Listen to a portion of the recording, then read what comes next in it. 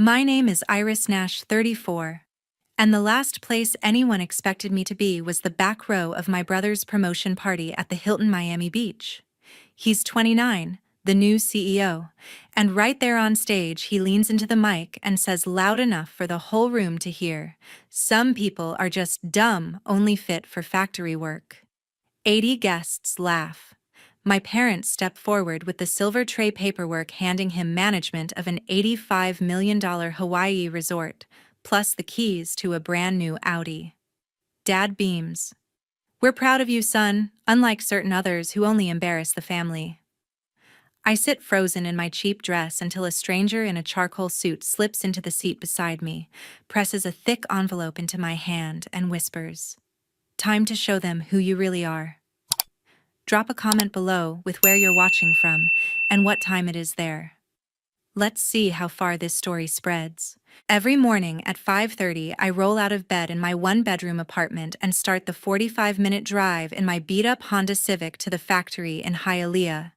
The engine coughs like it's been smoking for years, but it gets me there. I punch in at 6 sharp pull on steel-toed boots and spend the next 10 hours at my station, eyes glued to a conveyor belt that never stops. Hundreds of circuit boards slide past every shift. My job is to spot the flaws before they ship out. Miss one and an entire batch gets recalled. $45,000 a year keeps the lights on and the fridge stocked with leftovers. The break room smells of burnt coffee and microwave popcorn, and the fluorescent lights hum overhead like angry bees. I eat my sandwich at noon standing because the chairs are always taken then back to the line. By 4, my back aches, my fingers cramp, and I'm ready to fight traffic home.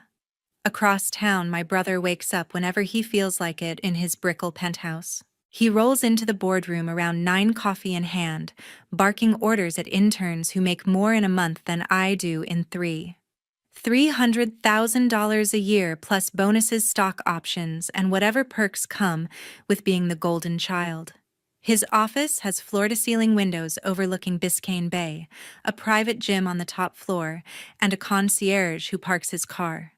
He sends selfies from rooftop meetings, captioning them "closing deals."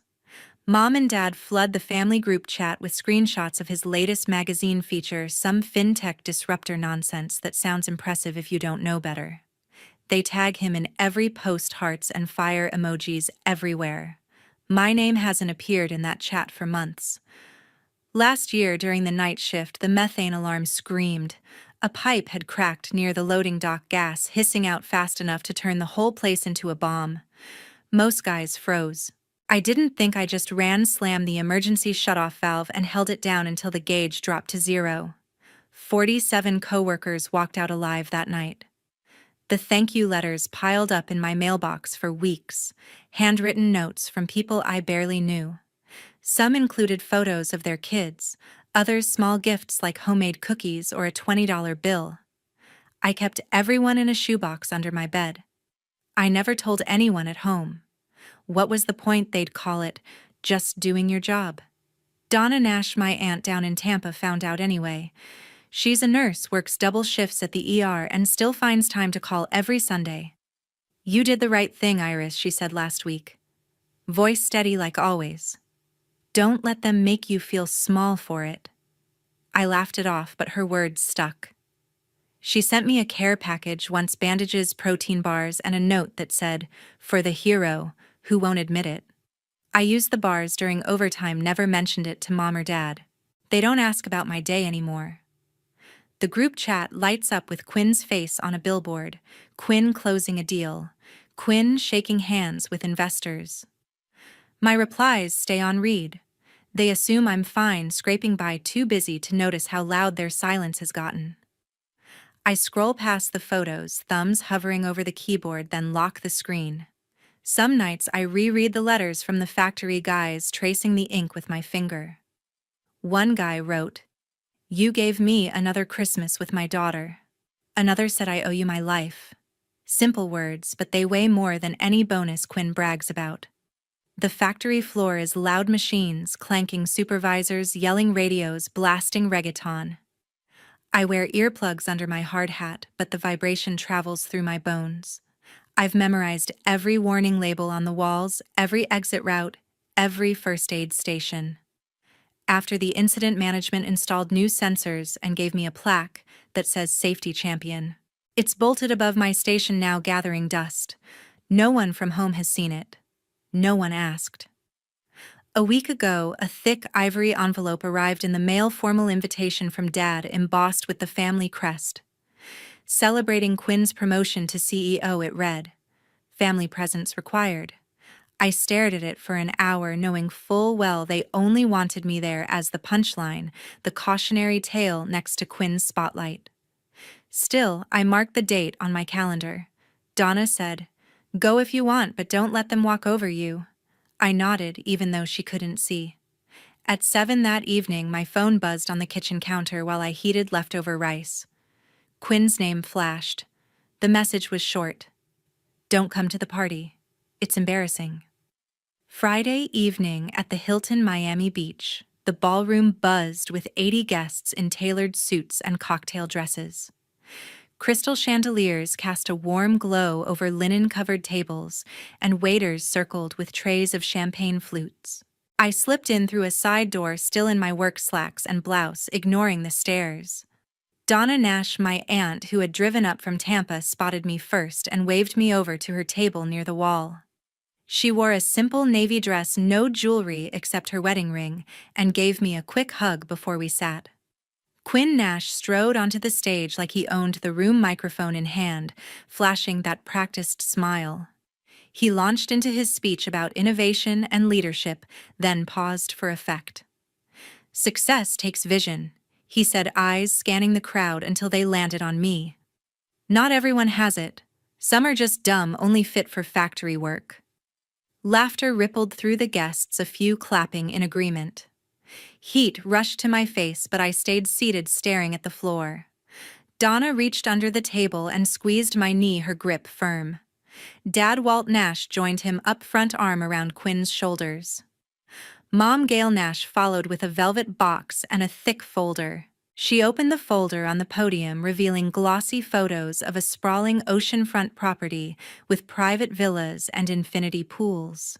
"To celebrate your new role as CEO," Dad announced, voice booming over the speakers, "we're transferring management of the $85 million Hawaii resort to you." Cheers erupted. Mom dangled the Audi keys from her finger, letting them catch the light. "And this beauty is yours to drive it all in style." Quinn took the keys, grinning wide, and held them up like a trophy. Mom leaned into the mic next. "We're so proud of you, son, unlike certain others who only embarrass the family."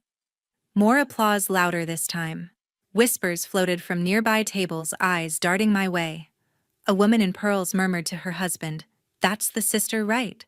The one who fixes machines." He chuckled. Donna's hand tightened on mine. I felt the weight of every gaze, the room shrinking around me. Dad pulled a single sheet from his jacket pocket, a pre-printed form with the family estate office letterhead at the top. It listed interim assets, including the resort now under Quinn's name. He motioned toward me. "Iris, come up here. Sign this waiver of inheritance rights. Make everything official for your brother." The room quieted, all attention shifting. Conversations died mid-sentence. I stood slowly, legs heavy, and walked the aisle between tables.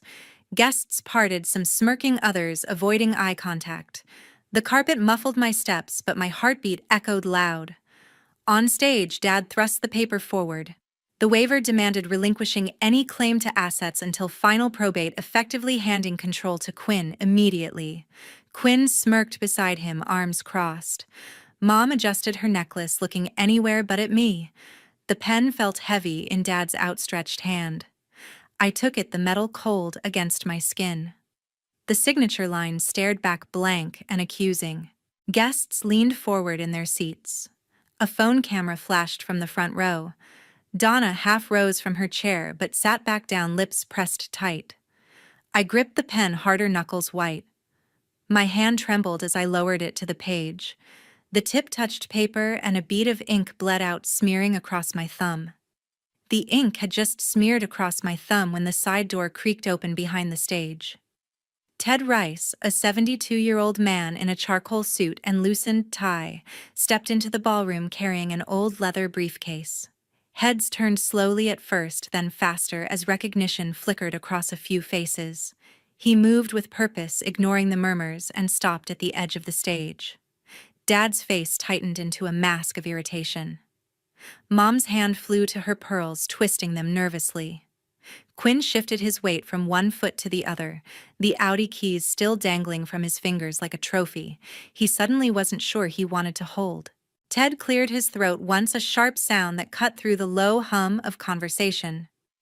"Excuse the interruption," he said, voice steady but loud enough to silence the room without shouting. "I'm Ted Rice, former attorney for Eleanor Nash." He placed the briefcase on a nearby empty table and clicked it open with deliberate snaps. Guests leaned forward in their seats. Phones that had been raised to record the waiver moment now lowered, slightly uncertain. Donna's grip on my arm loosened as she stared, mouth slightly open. He pulled out a thick folder stamped with a notary seal dated exactly 10 years ago. Mrs. Nash had this will notarized in my office the week before her final hospital stay. Ted explained, holding the document high enough for the front rows to see the embossed seal. The original was delivered to the family after her passing as required. He paused, eyes locking on Dad. But it was destroyed shortly after the funeral burned in the backyard fireplace, according to 2 household staff who signed affidavits. Gasps rippled through the crowd like a wave. Dad's jaw clenched so hard I could see the muscle twitch. Mom whispered something urgent to Quinn, who shook his head violently. Ted lifted a tablet from the briefcase and tapped the screen with practiced efficiency. A video began to play, projected onto the large backdrop behind the podium, where Quinn's promotion banner still hung. Grandma Eleanor appeared, seated in her favorite armchair by the window, frail but sharp-eyed, a quilt across her lap. "If you're watching this," she said, voice clear, "despite the age and illness, it means I'm gone and someone's trying to twist my wishes. Iris has saved lives, real lives, not just numbers on a screen. She gets everything, no conditions, no delays." The clip ended abruptly. The room froze in stunned silence. Donna shot to her feet beside me. "Stop this," she shouted, pointing directly at Dad. "That's Mom's real will. You can't pretend it doesn't exist." Security near the main entrance hesitated, looking to Dad for direction, but he was too busy staring at Ted. Ted raised a hand to calm her, then turned back to the crowd with the folder open. He held up the document for all to see, pages of legal text, signatures in blue ink, dates stamped in red. "This certified copy filed with the court the same day as the original transfers the entire $65 million estate to Iris Nash," he announced, voice ringing clear. "Explicitly because she saved 47 lives in that factory incident last year. No interim management, no waivers, final and binding." Quinn lunged forward a step. "This is fake," he yelled, face red. Dad grabbed his arm, pulling him back with a sharp tug. Mom's face drained of color. She clutched the podium edge to steady herself. Guests exchanged wide-eyed glances, some pulling out phones again to record the chaos. A few investors near the front stood up, murmuring about due diligence. Ted continued reading clauses aloud, asset lists, including the Hawaii Resort Trust Fund's offshore accounts. The coercion penalty if anyone forced a signature under duress. Each word landed like a hammer on glass. I stood there on stage, pen still hovering over the waiver, water sloshing in the glass from my trembling hand. The waiver on the podium looked ridiculous now, a prop in a play that had just changed scripts entirely. Ted locked eyes with me across the lights. "Eleanor knew what you did, Iris. She saw the OSHA reports, the letters from those workers. This is yours. Always was." Ted didn't wait for silence to settle. He snapped the briefcase open and pulled out a 3-inch thick stack of documents bound with red cord, dropping it with a heavy thud that cut through the stunned murmurs. "Let's talk evidence," he said, voice calm but carrying to the back of the room. The top page was the official OSHA incident report, 8 pages of diagrams, witness statements, and Iris's name circled in red marker. This confirms the methane leak Iris stopped by, manually closing the valve under pressure. Ted explained, holding it up so the front rows could see the official seal. He flipped to the next section. 47 handwritten thank you letters from the workers she saved, dates, signatures, even photos of their families in some. He fanned them across the surface in plastic sleeves, all notarized copies for the court. He slid over bank records, next crisp printouts with highlighted lines. $2 million funneled anonymously into factory safety upgrades, new ventilation systems, advanced sensors, mandatory training programs for 3 shifts. The transfers originated from a donor-advised fund linked to Iris through tax filings she never claimed credit for on any public platform. Finally, he lifted a framed plaque from the case. National Workplace Safety Award presented to Iris Nash last April in Washington, D.C., for exemplary courage in crisis by the U.S. Department of Labor. The gold lettering gleamed under the chandeliers. Ted turned to a slimmer folder labeled Quinn Nash in bold black marker. He laid out 3 glossy printouts of LinkedIn posts. Quinn in black tie at charity galas, posing with oversized checks made out to children's hospitals and disaster relief. He was the paid keynote speaker at each event, Ted said, voice flat. $50,000 total wired directly to his personal account within 48 hours. Attached invoices showed the charities received 0 after administrative fees and travel reimbursements. One email chain revealed Quinn negotiating higher rates while promising the money would change lives in his pitch deck. Another showed him rejecting a follow-up audit request. Donna rose again, pulling a folded paper from her purse with steady hands. 2 years ago, Iris borrowed $5,000 from me, she announced, unfolding the IOU handwritten on plain notebook paper dated with Iris's signature at the bottom, and a column of $50 repayments checked off weekly in blue ink. Cash, no bank transfer. For 20 industrial fire extinguishers, the factory budget wouldn't cover after a cost-cutting meeting. She held it high. She paid every cent from her paycheck, never missed one even when overtime was canceled. Dad's face went purple, veins bulging at his temples. Mom clutched her throat, pearls digging into her skin. Quinn's fists clenched at his sides, knuckles white. Guests shifted in their seats, some filming openly now, others whispering about board meetings, audits, and potential lawsuits. A venture capitalist in the front row stood and asked loudly, "Does the board know about these discrepancies?" His partner nodded, already typing on a tablet. Security edged closer but stopped when Ted raised a hand. He stacked the documents back into neat piles, each labeled and tabbed. "Every piece here is filed with the probate court," he continued. "The coercion clause activates immediately upon attempted signature under duress, which we just witnessed." He gestured toward the waiver, still on the podium, ink smear and all. Quinn exploded forward, voice cracking. "She's just a factory worker. She doesn't deserve it." The doors burst open again. Glenn Pike, the company's chief financial officer, rushed in, face ashen, tablet clutched to his chest. He beelined for the stage, nearly tripping over a chair leg that stuck out from the front row. Emergency board vote just passed. He panted, swiping the screen with a trembling finger. Coercion clause triggered $18 million contingency fund transfers to Iris Nash, effective immediately. The projector flashed the wire confirmation account numbers in bold timestamps in green digital signatures from 3 independent trustees. Dad lunged for the tablet with both hands. "You can't do this." Glenn yanked it back out of reach. Assets frozen across all subsidiaries. He continued, voice rising over the growing chaos. "Independent forensic audit starts at dawn, no access until cleared." Quinn's promotion banner flickered off the backdrop, replaced by a red account suspended banner from the bank portal in real time.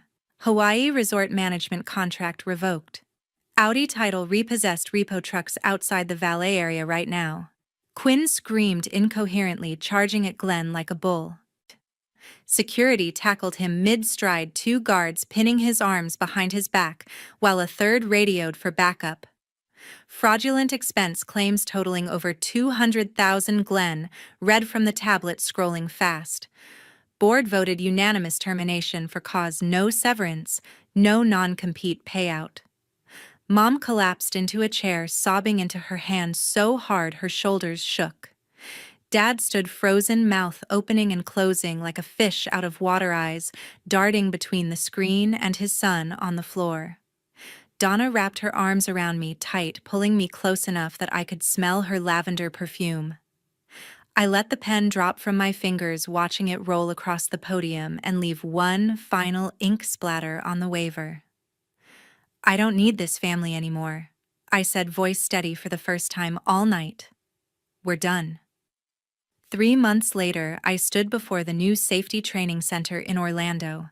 The sign read, "Nash Safety Foundation," in bold steel letters above wide glass doors that slid open automatically. Inside, instructors certified 1,500 factory workers that week alone. Hands-on drills with fire extinguishers, hazard simulations using virtual reality headsets, emergency protocols practiced in mock assembly lines. My team ran the program, funded entirely by the contingency payout. No press conferences, no ribbon cuttings, just results. Factories from Miami to Tampa sent crews in rotating shifts. Accident rates dropped 28% in the first quarter, according to state reports. I bought a 2-bedroom condo in Coral Gables Quiet Street, lined with royal poinciana trees, mango tree in the courtyard, ocean view from the second-floor balcony. Mornings started with black coffee on the patio while reading industry journals, evenings with long walks along the bay where sailboats drifted under pink skies. The factory job stayed behind. I consulted remotely for safety upgrades nationwide, traveling only when needed. Quinn stocked shelves at a warehouse in Doral, $15 an hour, no benefits, early shifts starting at 5.